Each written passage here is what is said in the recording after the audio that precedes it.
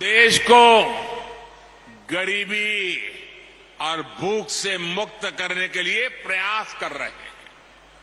आपने देखा है, कोरोना की इतनी बड़ी महामारी आई, पूरी दुनिया की व्यवस्थाएं चरमरा गई, ठप पड़ गई। भारत के गरीब तबके के लिए, दलित आदिवासी के लिए हर कोई आशंका जता रहा था।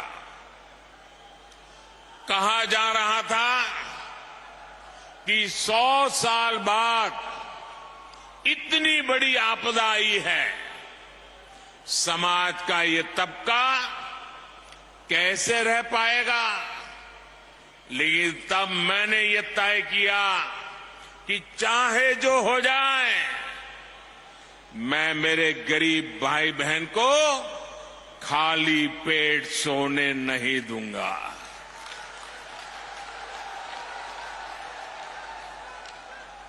दोस्तों, मैं भली भांति जानता हूं कि भूखे रहने की तकलीफ क्या होती है।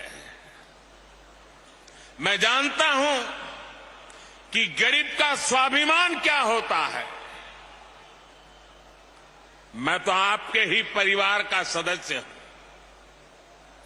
आपका सुख दुख समझना मुझे किताबें नहीं ढूंढनी पड़ती। इसलिए हमने प्रधानमंत्री गरीब कल्याण अन्न योजना शुरू की।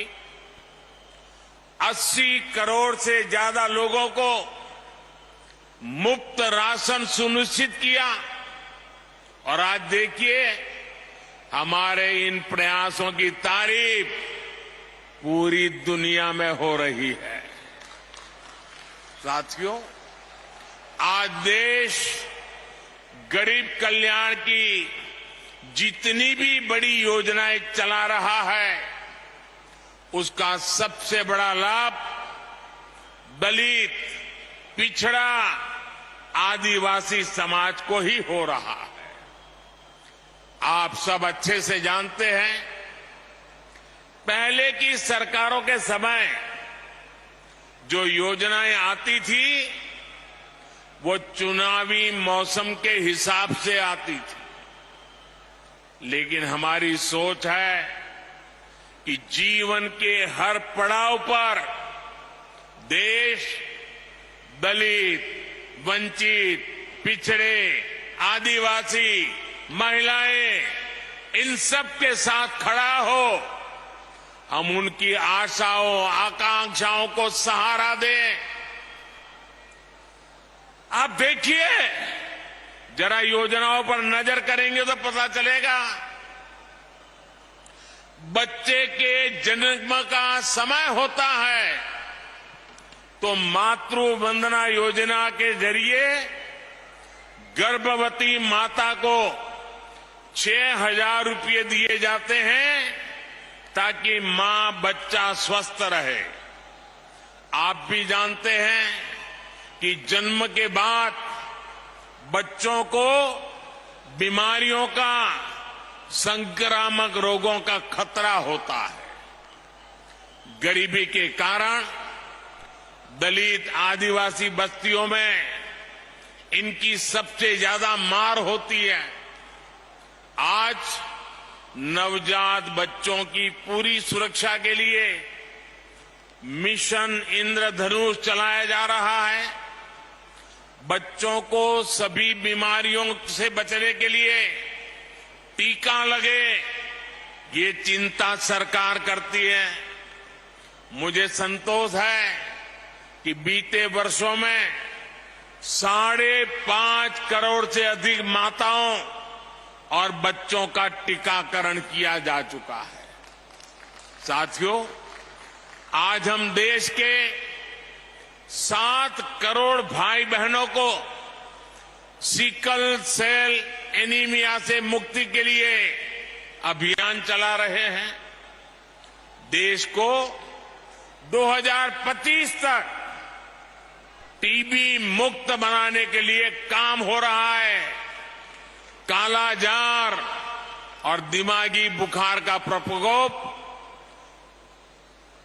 धीरे धीरे कम हो रहा है। इन बीमारियों से सबसे ज्यादा दलित, वंचित, गरीब परिवार वही इसके शिकार होते थे। इसी तरह अगर इलाज की जरूरत होती है तो आयुष्मान योजना के जरिए अस्पतालों में मुफ्त इलाज की व्यवस्था की गई है। लोग कहते हैं मोदी कार्ड मिल गया है, 5 लाख रुपए तक अगर कोई बीमारी को लेकर के बिल चुकाना है तो ये आपका बेटा कर देता है। साथियों, जीवन चक्र में पढ़ाई का बहुत महत्व है। आज देश में आदिवासी बच्चों की पढ़ाई के लिए अच्छे स्कूलों की व्यवस्था हो रही है। आदिवासी क्षेत्रों में 700 एकलव्य आवासीय स्कूल खोले जा रहे हैं। उन्हें सरकार पढ़ाई के लिए किताबें देती है, स्कॉलरशिप देती है। मिड डे मील की व्यवस्था को बेहतर बनाया जा रहा है ताकि बच्चों का अच्छा पोषण वाला खाना मिले। बेटियों के लिए सुकन्या समृद्धि योजना शुरू की गई है ताकि बेटियां भी बराबर से और बराबरी से आगे बढ़े। स्कूल के बाद हायर एजुकेशन में जाने के लिए एससी, एसटी, ओबीसी युवा युवतियों के लिए अलग से स्कॉलरशिप की व्यवस्था की गई है।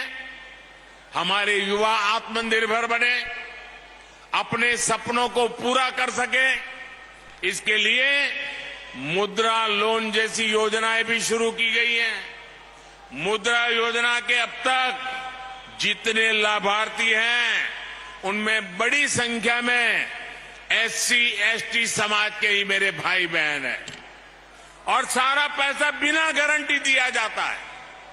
साथियों, एससी, एसटी समाज को ध्यान में रखकर हमने स्टैंड अप इंडिया योजना भी शुरू की थी। स्टैंड अप इंडिया के तहत एससी, एसटी समाज के युवाओं को 8,000 करोड़ रुपए की आर्थिक सहायता मिली है। 8,000 करोड़ रुपए ये हमारे एससी, एसटी समाज के नौजवानों के पास गए हैं। हमारे बहुत से आदिवासी भाई बहन वन संपदा के जरिए अपना जीवन यापन करते हैं। उनके लिए देश वन धन योजना चला रहा है। आज करीब 90 वन उत्पाद को एमएसपी का लाभ भी मिल रहा है। इतना ही नहीं, कोई भी दलित, वंचित, पिछड़ा बिना घर के न रहे। हर गरीब के सर पे छत हो, इसके लिए प्रधानमंत्री आवास भी दिए जा रहे हैं। घर में सभी जरूरी सुविधाएं हो, इसके लिए बिजली कनेक्शन, पानी कनेक्शन भी मुफ्त दिया गया है। इसका परिणाम है कि एसटी, एसटी समाज के लोग आज अपने पैरों पर खड़े हो रहे हैं। उन्हें बराबरी के साथ समाज में सही स्थान मिल रहा है। साथियों, सागर एक ऐसा जिला है जिसके नाम में तो सागर है ही, इसकी एक पहचान 400 एकड़ की लाखा बंजारा झील से भी होती है। इस धरती से लाखा बंजारा जैसे वीर का नाम जुड़ा है। लाखा बंजारा ने इतने वर्ष पहले पानी की अहमियत को समझा था, लेकिन जिन लोगों ने दशकों तक देश में सरकारें चलाई, उन्होंने गरीबों को पीने का पानी पहुंचाने की जरूरत भी नहीं समझी। ये काम भी जल जीवन मिशन के जरिए हमारी सरकार जोरों पर कर रही है। आज दलित बस्तियों में, पिछड़े इलाकों में आदिवासी क्षेत्रों में पाइप से पानी पहुंच रहा है, ऐसे ही लाखा बंजारा की परंपरा को आगे बढ़ाते हुए हर जिले में 75 अमृत सरोवर भी बनाए जा रहे हैं। ये सरोवर आजादी की भावना का प्रतीक बनेंगे, सामाजिक समरसता का केंद्र बनेंगे। साथियों, आज देश का दलित हो, वंचित हो, पिछड़ा हो, आदिवासी हो, हमारी सरकार उन्हें उचित सम्मान दे रही है, नए अवसर दे रही है। न इस समाज के लोग कमजोर है, न इनका इतिहास कमजोर है। एक से एक महान विभूतियां समाज के इन वर्गों से निकल कर आई हैं। उन्होंने राष्ट्र के निर्माण में असाधारण भूमिका निभाई है। इसलिए आज देश इनकी विरासत को भी गर्व के साथ सहेज रहा है। बनारस में संत रविदास जी की जन्मस्थली पर मंदिर का सौंदर्यीकरण किया गया। मुझे खुद उस कार्यक्रम में जाने का सौभाग्य मिला। यहां भोपाल के गोविंदपुरा में जो ग्लोबल स्किल पार्क बन रहा है, उसका नाम भी संत रविदास के नाम पर रखा गया है। बाबा साहब के जीवन से जुड़े प्रमुख स्थानों को भी पंच तीर्थ के रूप में विकसित करने का जिम्मा हमने उठाया है।